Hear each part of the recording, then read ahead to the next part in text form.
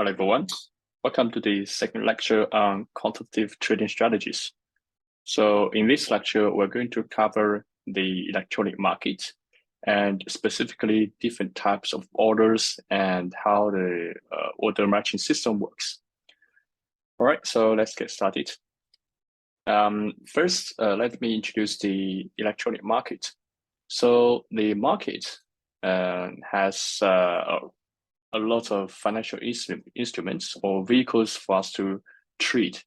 Now the trade comes in either we go long position, we buy some assets, or we go short, right? We sell some assets. And this asset all has a price tag with it. So we know that the price itself is a continuous variable, right? So there's an infinite number of decimal places. But to make it easier for accounting purpose, now we make it into different grids. So this is called a price grid, right? It is a discrete. We are turning a continuous variable, a continuous quantity into a discrete one. So that's now this follows different units. So in this case, we have a price ladder. So this is called price ladder, right? And we have different price points. For example, this could be 1.1, 1.2, and this is called the unit, right? This is also called the minimum tick size. So this is called the minimum tick size, the minimum size, the minimum units of movement for if a stock price changes, right? So if the change is less than this minimum tick size, then it will not be reflected because it's not enough to count as a unit movement, right? So now this is between these two adjacent prices, we call this a unit movements or tick size. Different financial assets have different units. So for example, for stocks, we have 1 cent as the tick size per increment. For currencies, we have so-called pips, percentage in points or price interest point. And for interest rates, we use the basis points or BPS, right? Basis points. All right, so that's it for the some terms we use in the electronic market. Moving on. So this is so let me talk more about the electronic order in terms of what it looks like. So there are a few things that we need to be aware of when we talk about an electronic order. So order means that we want to trade something, right? So either want to buy something or sell something. Of course, there are some details involved in the trade. For example, what we want to trade, like what is the financial assets? What is a contract? What is security? For example, we say the ticker symbol, right? Want to trade Apple stock, right? What we want to trade. And secondly, what is the direction of the trade? Whether you want to buy or sell or cancel an order, right? So if you have a limit order, which we'll talk about later, now if the order is standing there and not being fulfilled, then you may want to cancel it at some point. But buy or sell means more or less immediate actions. I want to buy immediately or sell immediately an asset, and that's a so-called market order. And also the size, right? So how much or how many shares or how many contracts you want to trade, want to buy or sell or cancel, right? So these are the minimum details we need to specify when we enter into a trade. So what happens when we place an order to trade a financial instrument? What happens is that there's a complex technology implemented by the exchange so that it will do the matching for the trade to happen, right? So all the trades happen because there's a buy side, there's a demand, and there's a sell side, right? There's a supply. So if there's a match between these two sides, then the trade can happen. And this match process is implemented by the technology platform in the exchanges, right? So their role is to facilitate all these trading activities along with brokerages. So moving on, let me just clear this. Okay. So there are different types of trading. One is called agency trading. So agency trading is any type of trade that a broker enters and helps you to execute the trade. Of course, when you want to trade, you enter as a client or as an investor, and you do not necessarily enter as a broker. So these are two types of roles in the market, right? So now you do not necessarily want to deal with all the processes of handling a trade. Then usually you would have a broker, and the broker would do the execution of the trade for you for a fee, which we call the brokerage fee. And sometimes we also have the proprietary trading, which is mostly an agent or agency or a broker execute the trade for themselves, right, for their own institutions. So orders falling in the proprietary trading is called the proprietary orders. And since most of us enter as either institutional or individual traders, and in the market, the agency trading accounts for the majority of the type of trades in the market.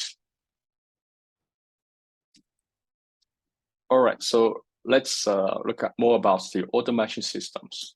So we'll talk about order matching, which is essentially to find the supply side and the demand side. So we need to identify who wants to buy some assets, the orders want to buy, or the bids, right, who are bidding for something, bidding for an asset, and the corresponding sell orders or ask, right? So how much are you willing to sell?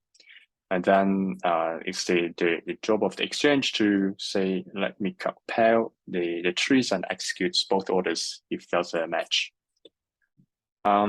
This process is now mostly automated compared to the previous outcry system where people shout very loud and wave their hands. So now these are all mostly rule-based trading systems that are automated to make a transaction if there's a match.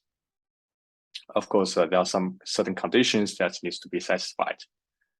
So typically, we would see three types of orders in the market, right? So first one is limit order. We'll talk more about it in the next video. Market order and cancellation orders. So briefly, limit order are orders that do not get executed immediately, right? So they are orders that standing there, and if the conditions match, then it will be executed. So it includes information such as the limit price, the order size, and the trade direction. So, so the only thing is the limit price, which is the condition I put in place for this order to trigger, right?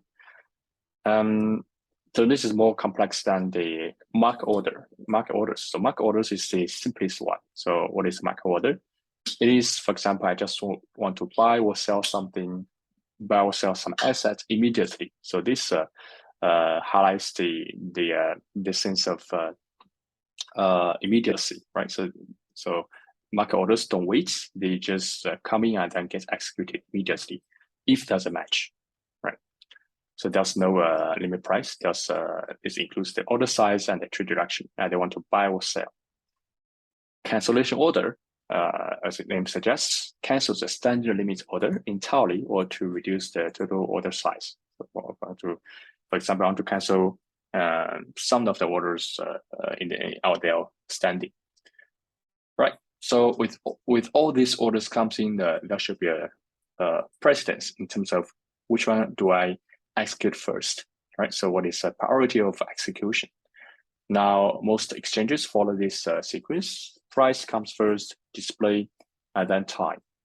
So price, of course, so will give preference to the highest bids and lowest offers. Now, what does this mean?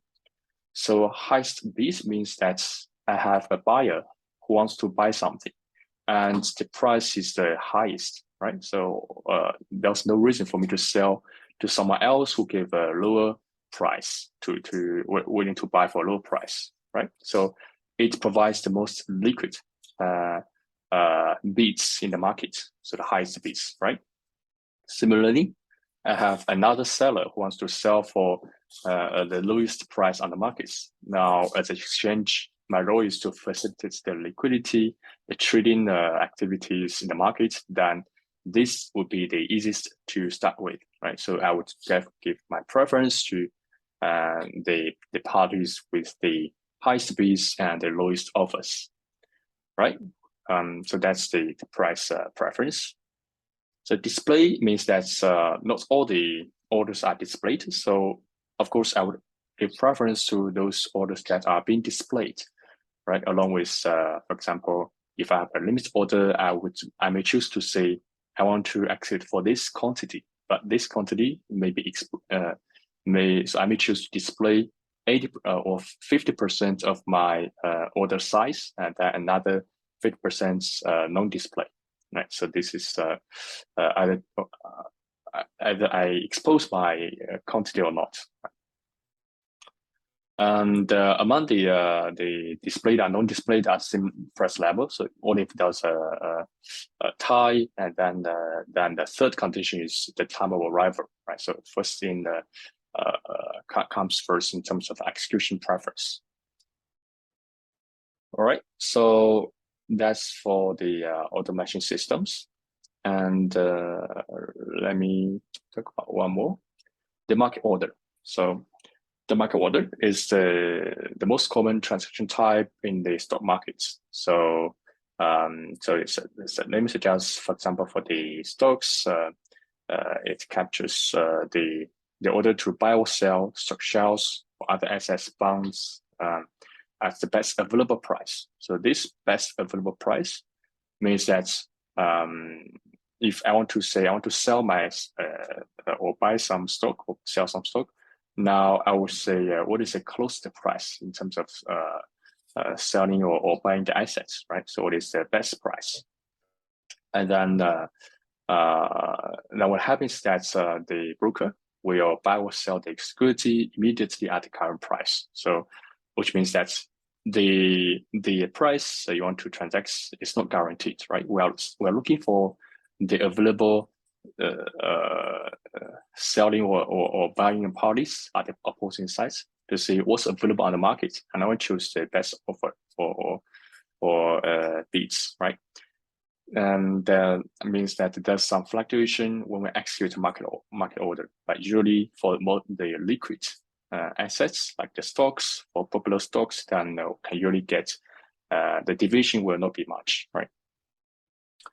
And this is something I highlighted earlier. Market orders don't wait, so it's an immediate order, and upon receiving the market order, the exchange will match it. So look for across the market to see what are the standing limit orders on the opposing side that's willing to, for example, you want to buy, then look at the limit orders that are willing to sell for a certain price, and I would choose the price, the lowest price, because I want to buy something that's the cheapest in the market.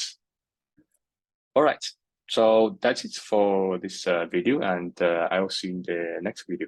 Thank you.